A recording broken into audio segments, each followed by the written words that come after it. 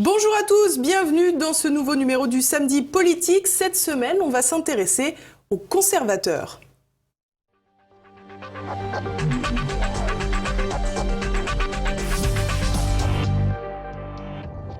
Emmanuel Macron lui-même, qui, vous vous rappelez, pendant la campagne et surtout après son élection, expliquait qu'en fait il y avait deux camps. Il y avait le camp des progressistes, avec lui comme progressiste en chef, si j'ose dire, et le camp des conservateurs. Le réactionnaire, c'est quelqu'un qui croit que hier c'était forcément mieux. Le progressiste, c'est quelqu'un qui pense que demain c'est forcément mieux. Le conservateur, c'est quelqu'un qui ne se laisse pas avoir par ses fantasmes enfantins et qui constate qu'il y a des choses excellentes dans le passé et il y aura de très bonnes choses dans l'avenir, à condition que nous ne renions pas le passé.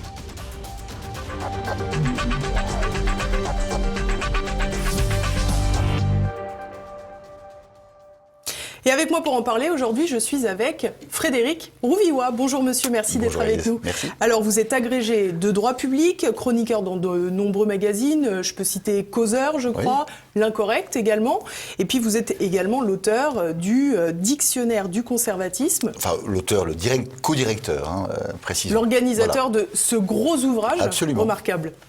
Remarquable et qui va bientôt avoir un petit frère, un petit gros frère d'ailleurs, puisqu'il sera encore plus important, qui sera le Dictionnaire du populisme, enfin des populismes, qui sort en septembre. Aux mêmes éditions donc au CERF ? Aux mêmes éditions, et j'espère que vous m'inviterez, ma chère Élise, à ce moment-là. Je pense qu'on peut l'envisager. Très bien. Alors pour commencer, Frédéric Rouvillois, on va tout simplement poser le sujet, on va essayer de trouver une définition du conservatisme. Qu'est-ce que le conservatisme ? Écoutez, on n'est pas là pour faire de la philosophie politique, mais le conservatisme, effectivement, comme l'a répété récemment une jeune femme lyonnaise lors d'une émission télévisée, on y reviendra un peu plus tard, effectivement.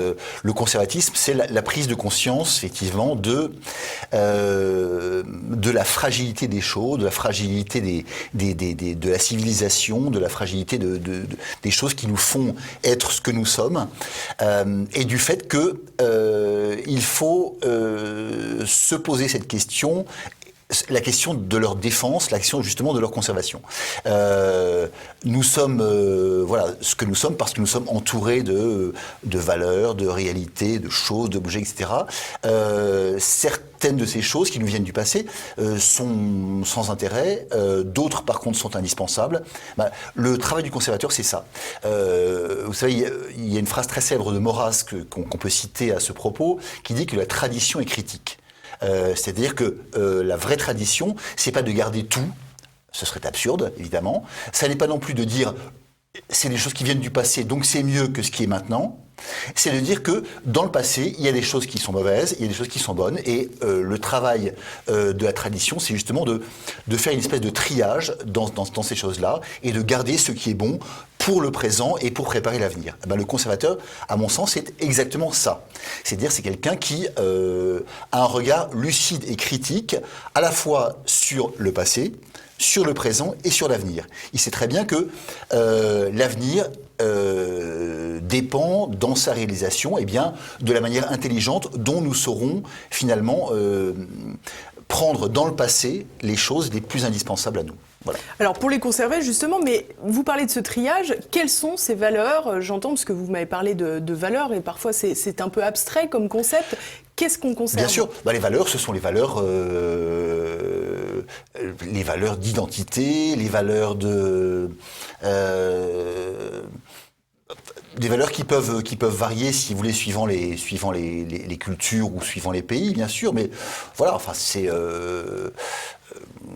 difficile de vous faire une liste immédiatement. Je vous renvoie aux 200 articles du dictionnaire du conservatisme dans lesquels on a évoqué ces différents éléments.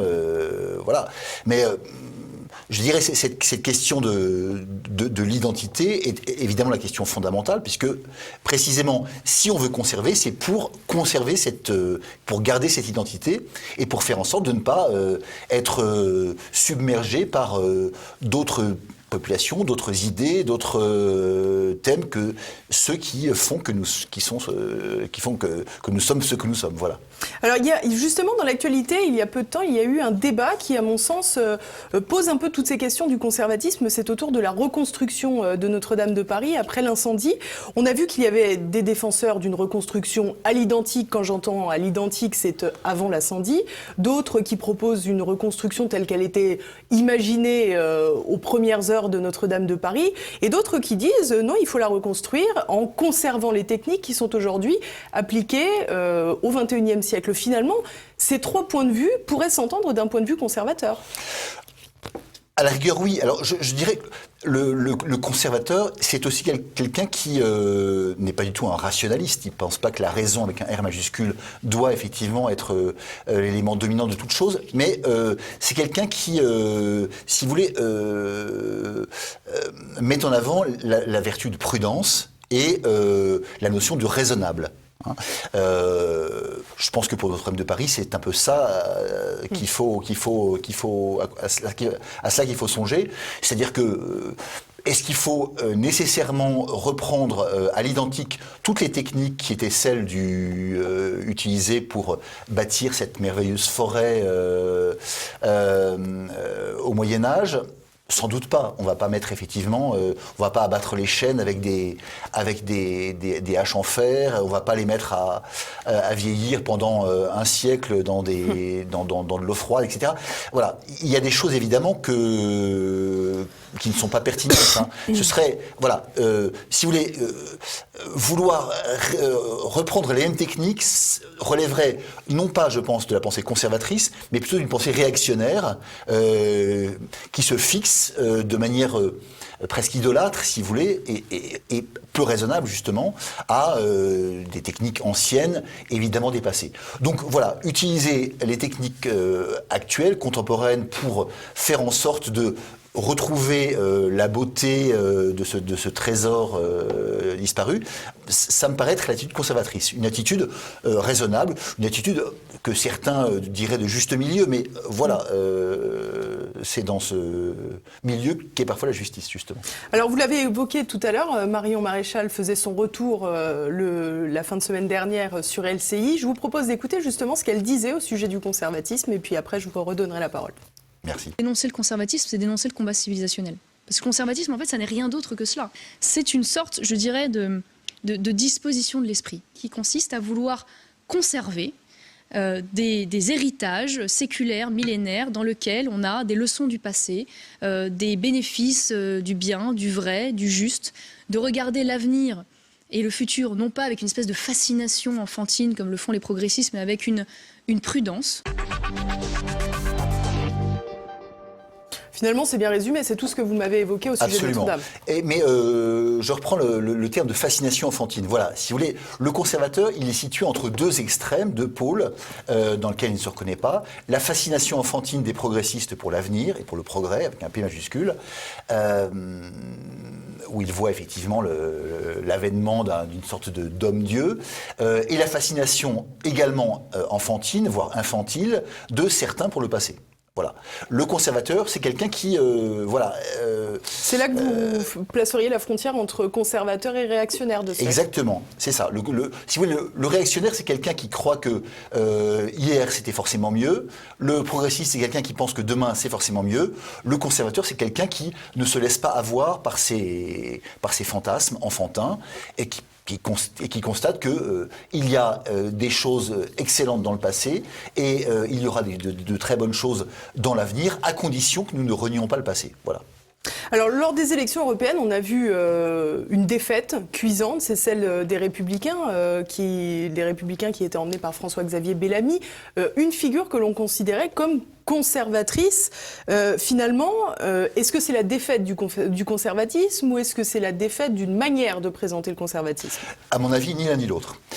C'est la défaite, comme Marion Maréchal l'a d'ailleurs parfaitement dit lors de cette rentrée, c'est la défaite d'une ambiguïté celle précisément de François-Xavier Bellamy, qui par ailleurs est un homme que je connais pas, mais qui me semble tout à fait estimable, qui a écrit des ouvrages remarquables, qui parle très bien, qui est un vrai pro de l'enseignement de la philosophie. Qui a essayé de prendre de la hauteur un peu dans cette élection. Voilà, mais c'est très bien. Mais le problème de Bellamy, effectivement, c'est ceux qui l'entouraient. C'était le numéro 2 et le numéro 3 de la liste. C'était les ambiguïtés face à l'Europe, les ambiguïtés face à l'immigration, les ambiguïtés de certaines parties prenantes de sa liste par rapport à la République En Marche, etc., etc. Donc c'est ce qui fait que, une partie très substantielle des anciens électeurs de l'UMP et des Républicains sont passés ailleurs, ou ne sont pas allés voter, ou voilà, mais ont été finalement désarçonnés par cette situation mi-chèvre, mi-chou qui, évidemment, est perturbante pour un électeur de base. Hein, et de fait, si vous voulez, on n'élit pas une liste de 75 personnes parce que il y a là-dedans une tête de liste que personne ne connaissait il y a pas très longtemps, qui ressemble finalement à un lycéen brillant, mais qui fait pas du tout homme d'État, il faut bien le dire, et qui a des idées conservatrices. Donc ça n'est, si vous voulez, expliquer que aujourd'hui le conservatisme représenterait 8%, c'est tout simplement stupide. Alors justement, j'ai une autre question. Est-ce que finalement, vous diriez que le conservateur est forcément de droite ? Non, le conservateur n'est pas forcément de droite. Enfin, ou plutôt, tout dépend de ce qu'on appelle droite et gauche, si vous voulez. Là encore, il faudrait distinguer ce qu'on peut appeler la droite et la gauche parlementaire ou politicienne et la droite et la gauche philosophique. Je pense que, mais bon, ça nous emmènerait trop loin, c'est pas le lieu, si vous voulez, mais le conservateur même de gauche, Jean Michéa par exemple, exemple type, défend à certains égards, et même à beaucoup d'égards, des valeurs de droite. Par exemple, je pense que fondamentalement, l'écologie est une valeur de droite. Ne serait-ce que parce qu'elle traduit un rapport à la nature, un rapport à l'évolution, à l'innovation, qui est un rapport de prudence. Ce qui me paraît être tout à fait caractéristique de la droite, la gauche étant, elle, dans une posture optimiste, progressiste, technicienne, etc. Donc de ce point de vue-là, si vous voulez, je pense que bon nombre de ceux qui ont voté Jadot, par exemple, par souci de l'écologie, et parce qu'ils pensent qu'effectivement, défendre les abeilles, c'est un vrai combat politique de nos jours, et je pense aussi d'ailleurs, sont des gens qui sont foncièrement conservateurs. Est-ce qu'ils sont de droite, est-ce qu'ils sont de gauche? On s'en fout. L'important, c'est qu'effectivement, ils appartiennent à cette, je dirais, cette majorité silencieuse que représente le conservatisme. Certains s'amusent en disant que finalement, les gens de droite, c'est avant tout les gens qui ne sont pas de gauche. Finalement, est-ce qu'on ne pourrait pas dire que les conservateurs, c'est avant tout ceux qui ne sont pas progressistes? Absolument, tout à fait. Et d'ailleurs, je vous remercie de mettre en avant cette opposition. En vous rappelant, vous avez un grand ancêtre en la matière, c'est Emmanuel Macron lui-même, qui, vous vous rappelez, pendant la campagne et surtout après son élection, expliquait qu'en fait, il y avait deux camps. Il y avait le camp des progressistes, avec lui comme progressiste en chef, si j'ose dire, et le camp des conservateurs. Et effectivement, on a pu ricaner, etc., de dire que c'était un peu facile, mais en réalité, c'est vrai. Au fond, ce sont les deux grandes tendances de la politique et de l'opinion française. Il y a ceux qui pensent que effectivement demain on rasera gratis et ça ira forcément mieux. Et par exemple qui nous disent que si aujourd'hui effectivement on bousille la nature et l'environnement, c'est pas grave parce que de toute façon bientôt on aura les moyens de faire mieux et de restaurer toutes les saloperies qu'on a pu faire à cette nature. Et il y a ceux qui disent, soyons prudents, Principe de précaution, n'allons pas trop vite, regardons ce qui se passe, n'oublions pas les leçons du passé, et c'est comme ça qu'on fera en sorte que l'avenir ne sera pas atroce et traumatisant pour nos enfants. Alors justement, on va continuer avec Emmanuel Macron. J'aurais une question un peu provocante quelque part. On a vu que dans cette élection européenne, Emmanuel Macron, après une crise des Gilets jaunes, après d'ailleurs qui ne s'est pas terminée, il incarnait finalement le parti de l'ordre, du maintien de l'ordre. J'utilise volontairement le terme de maintien. Quelque part, c'était aussi ça une position conservatrice dans cette élection? Non, parce que l'ordre n'est pas forcément conservateur, si vous voulez. Lorsque Robespierre et lorsque les révolutionnaires vont exterminer les Vendéens, ils le font au nom de l'ordre, évidemment. Et du reste, à l'époque, c'est assez amusant, mais ça c'est un gag d'érudit, mais à l'époque, précisément au moment où les Jacobins exterminent les Vendéens, on crée à Paris un journal qui s'appelle Le Conservateur de la République. C'est ça, conservatisme institutionnel quelque part. Dans ce sens-là, si vous voulez. Hein. Mais c'est dans un autre sens que celui que nous employons aujourd'hui, évidemment.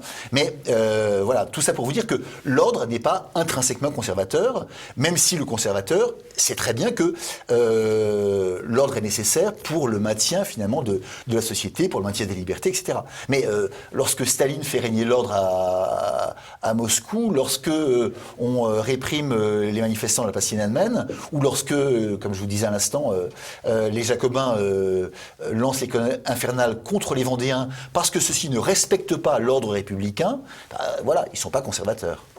Alors, on a parlé d'écologie tout à l'heure. Je voudrais à présent qu'on parle finalement du progrès. On a vu tout à l'heure que Marion Maréchal disait finalement on a une certaine... on reste dubitatif quant au futur, on ne part pas dans une espèce d'hystérie joyeuse face à toute innovation. Mais est-ce que finalement on ne pourrait pas considérer aussi que cette position conservatrice, quelque part, plombe un peu l'innovation, plombe le progrès tout simplement? Non, justement pas. Justement pas dans la mesure où, si vous voulez, il faut s'entendre là encore sur les choses. Et je dirais, il faut distinguer le progrès avec un P majuscule et les progrès. C'est l'idéologie du progrès. Le progrès, c'est l'idéologie du progrès, c'est-à-dire c'est une espèce de vision des choses et du monde qui apparaît, j'ai fait ma thèse dessus, donc je connaissais un petit peu le sujet, qui apparaît à la fin du XVIIe siècle, au XVIIIe siècle et naturellement avec la Révolution et au XIXe siècle. L'idéologie du progrès, c'est l'idée selon laquelle il y a un mouvement de l'histoire qui emporte finalement tous les hommes et toutes les choses humaines dans une seule direction, c'est le fameux sens de l'histoire, et cette direction, c'est celle d'une amélioration qui est à la fois nécessaire, permanente donc, et illimitée, infinie. Autrement dit, on est absolument certain que nos enfants seront mieux sur tous les plans que nous sommes, que par ailleurs nous sommes mieux qu'étaient nos pères, lesquels étaient mieux qu'étaient nos grands-pères, et que par ailleurs donc nos enfants seront de manière absolument certaine moins bien que leurs petits-enfants, qui eux-mêmes seront moins bien que leurs arrière-petits-enfants, etc., etc. Donc vous voyez, c'est une espèce de vision linéaire, délirante, celle d'un progrès nécessaire et illimité. Et cette vision des choses, là aussi c'est quelque chose que j'ai montré dans pas mal de mes livres, c'est vraiment la matrice des systèmes totalitaires, de toutes les pensées totalitaires se fondent sur cette thématique du progrès nécessaire et illimité, que ce soit d'ailleurs les totalitarismes marxistes ou les totalitarismes nazis par exemple. Hein. Alors en face de ça, il y a les progrès, autrement dit, les améliorations ponctuelles de certains points. Et ça, bien évidemment, le conservateur ne les nie pas. Il ne nie pas, effectivement, que l'invention de l'aspirine ou le développement de certains produits d'hygiène buccale sont effectivement de bonnes choses et qu'il faut s'en féliciter. Il n'est pas question, évidemment, là encore, comme feraient certains réactionnaires délirants, de vouloir en revenir à la voiture à cheval ou à des systèmes d'avant l'invention de la roue. Hein, voilà. Donc le conservateur n'est pas du tout opposé au progrès avec un P minuscule, bien au contraire. Et bien au contraire parce qu'ils pensent que justement, c'est aussi en se fondant sur l'expérience du passé, sur ce que Maurras appelle un empirisme organisateur, que finalement on va pouvoir construire ces progrès particuliers. C'est avec l'expérience, c'est en expérimentant des choses, c'est en regardant derrière nous qu'on peut aller de l'avant. Quand on voit une société comme la société chinoise, finalement, on peut considérer qu'elle est, d'un point de vue social et sociétal, relativement conservatrice. Pour autant, on voit que c'est une course au progrès absolument incroyable. Finalement, y a-t-il une corrélation obligatoire entre cette réticence, j'allais dire, ou cette prudence à l'égard du progrès et le fait d'être conservateur ? Réticence vis-à-vis du progrès, finalement, on voit que la Chine n'a pas de réticence vis-à-vis du progrès, bien au contraire, et que pour autant, sa société reste conservatrice. Oui, enfin, entendons-nous sur ce qu'on appelle conservateur. Là encore, l'immobilisme, notamment social ou sociétal, n'est pas en soi conservateur, si vous voulez. C'est pas parce que en Chine, effectivement, on va interdire aux femmes d'avoir 2 enfants que c'est une société conservatrice. Ça n'a strictement rien à voir. J'insiste bien là-dessus. Conservatisme, c'est pas une espèce d'immobilisation à un moment X de la réalité de l'histoire. Le conservateur, c'est pas quelqu'un qui s'arrête subitement comme ça, comme dans les dessins animés de Tex Avery, et qui c'est tout à fait autre chose. Le conservateur, c'est simplement quelqu'un qui prend, je répète, en considération cette fragilité des choses, cette nécessaire prudence dans l'évolution, dans le comportement général, et qui a fondamentalement conscience de cela, de l'importance de la transmission, de l'héritage, d'une sorte de rapport entre les générations, entre le passé, le présent et l'avenir. Et alors justement, finalement, dans une société mondialisée, on parle souvent de mondialisation, de course à la technique, au progrès scientifique. Comment réussir à faire, j'allais dire, percer une société conservatrice, justement, dans ce monde? Je vois par exemple la position quant au transhumanisme des partis qu'on pourrait donner comme conservateurs, qui est effectivement très prudente, mais pendant qu'on est très prudent, on pourrait y injecter finalement de la morale, plutôt que de se contenter d'une position attentiste. L'un n'empêche pas l'autre. On peut être conservateur pour diverses raisons. On peut être conservateur pour des raisons effectivement fondamentalement morales, et c'est pour ça qu'il y a un conservatisme chrétien ou catholique. On peut l'être pour d'autres raisons. Quelqu'un peut être conservateur et extrêmement méfiant à l'égard du transhumanisme, de l'intelligence artificielle ou de la robotisation à tout va, parce que il est très attaché à la protection de l'environnement et à tout ce que ça implique. Parce que le jour où on aura si vous voulez, le vrai drame du progressisme, c'est ça, au fond. C'est que, dans la mesure où on considère que tout progrès est bon, que toute innovation est bonne, ça veut dire quoi ? Ça veut dire que si cette innovation implique, à un moment ou un autre, le fait que l'espèce humaine sera supplantée par ces transhumains, ces superhumains, qui seront une sorte de mélange d'hommes et de machines, de moins en moins humains et de plus en plus mécaniques, si vous voulez, le progressiste, il n'est pas du tout armé intellectuellement, psychologiquement, moralement, pour dire stop, on arrête. Bien sûr. Et en ce sens, si vous voulez, le combat conservateur, Marion Maréchal le disait à l'instant, mais c'est un combat de civilisation, mais c'est un combat éminemment politique, de survie tout simplement de l'espèce humaine. Parce que c'est ça qui est en jeu finalement. Si vous voulez, le progressiste serait obligé de se renier lui-même pour accepter finalement pour accepter de combattre cette évolution, lorsque cette évolution nous menace dans notre existence même. On est face à quelque chose qui est d'une dangerosité extrême et que les progressistes ne sont pas susceptibles de prendre en compte. J'ai écrit un article là-dessus l'autre jour dans l'Incorrect à propos justement de cette notion de grand remplacement. En essayant de montrer que il y a une espèce de problème de paradigme, c'est-à-dire de façon de concevoir le réel, qui fait que le progressiste ne peut pas concevoir ce grand remplacement comme une réalité où il ne peut pas la concevoir autrement que comme une réalité qui est bonne, souhaitable et nécessaire. Voilà. Parce que voilà, c'est quelque chose qui... Il n'a pas les lunettes, il n'a plus le regard nécessaire pour ça. Et ben, de la même manière, il n'a plus non plus, ou il n'a pas non plus les lunettes nécessaires pour constater que le transhumanisme est un danger mortel pour non seulement tout ce que nous aimons, mais également tout ce que nous sommes.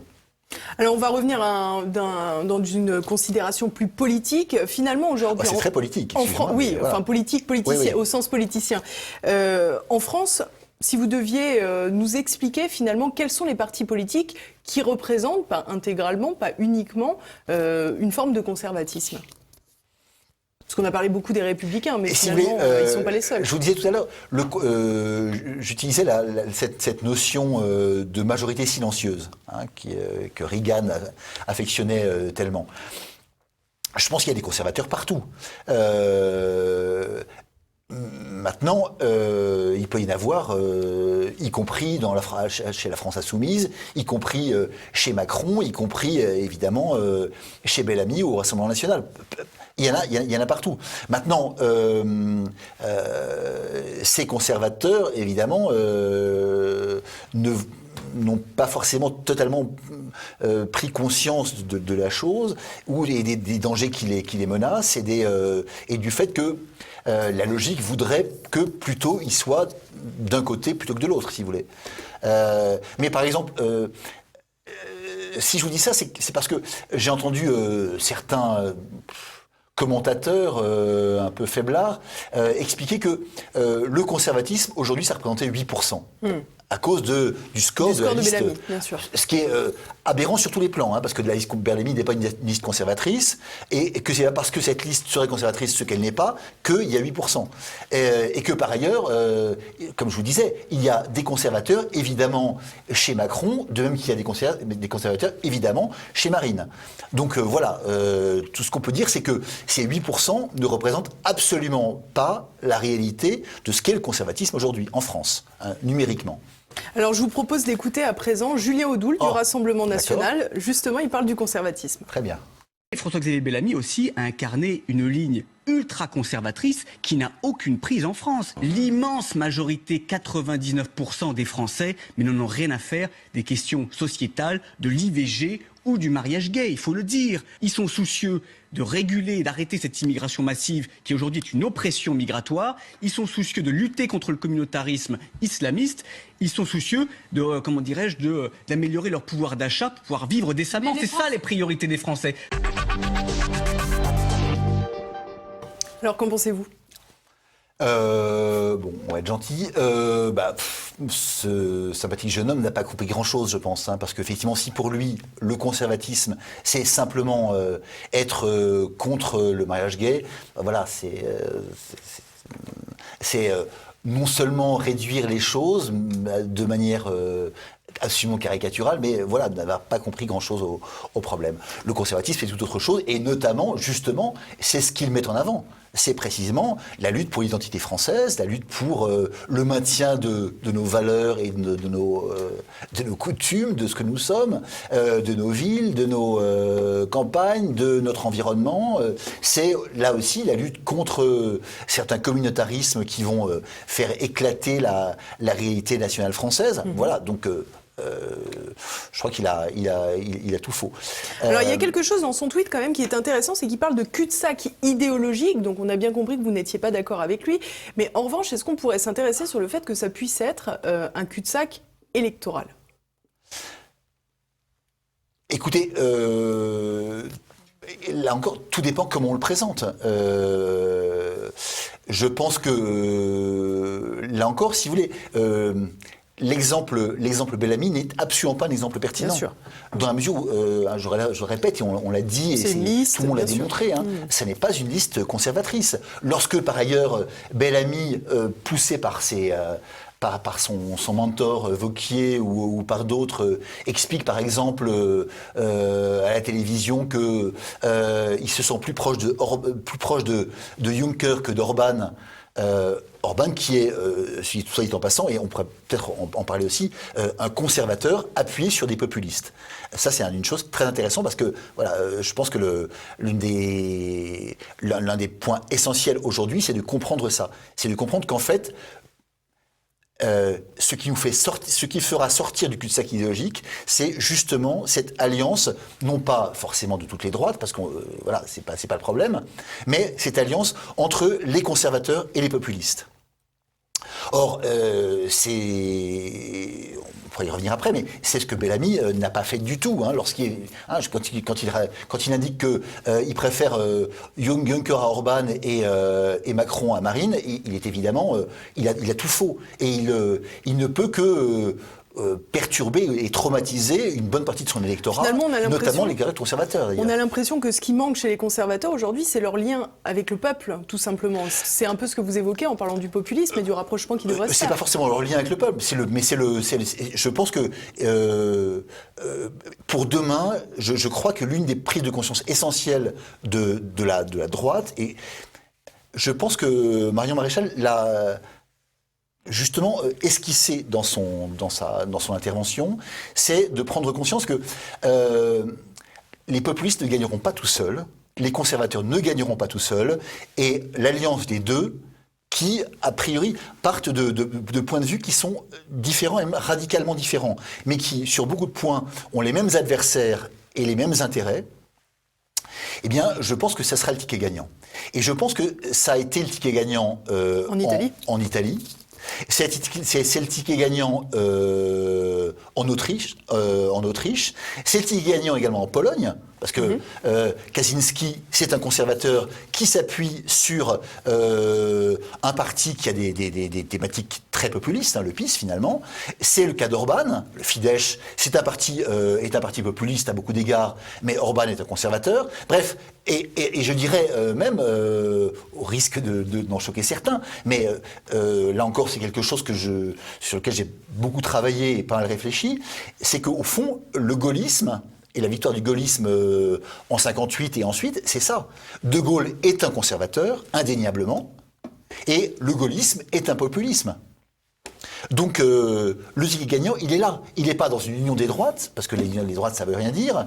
Il n'est pas dans une espèce de volonté d'aller tout seul au combat, la fleur au fusil, sans voir qu'il y aura des blocages qui ne seront pas susceptibles d'être levés. C'est de se dire, voilà, c'est peut-être ça, au fond, qu'il faut faire. C'est vers ça qu'il faut aller. C'est vers une combinaison, vers une union entre les conservateurs et les populistes, qui, je répète, sont très différents. Et là, on va le développer notamment dans notre dictionnaire des populismes, apparaître en septembre, qui sont très différents, mais qui ont des adversaires communs, qui ont des intérêts en commun, et qui ont montré qu'ils peuvent travailler ensemble, aussi bien d'ailleurs pour faire un livre, comme on l'a fait finalement avec ces dictionnaires du conservatisme et du populisme, que pour gouverner un pays.